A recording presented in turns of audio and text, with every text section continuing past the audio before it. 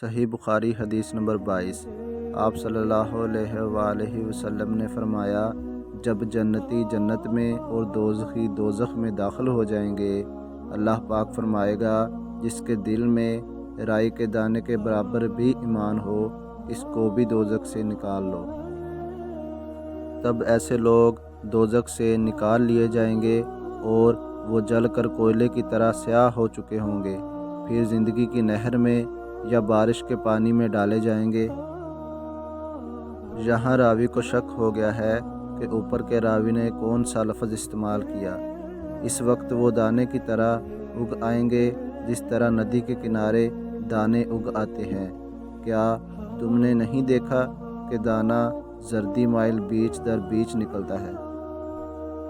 وہیب نے کہا کہ ہم سے عمروں نے حیا کی بجائے حیات اور خردل من ایمان کی بجائے خردل بن خیر کا لفظ بیان کیا۔ ایسی مزید اسلامی ویڈیوز کے لیے ہمارا چینل ذکر رب سبسکرائب کریں اور بیل آئیکن کو ضرور دبائیں تاکہ ہر آنے والی ویڈیوز آپ تک پہنچ سکے۔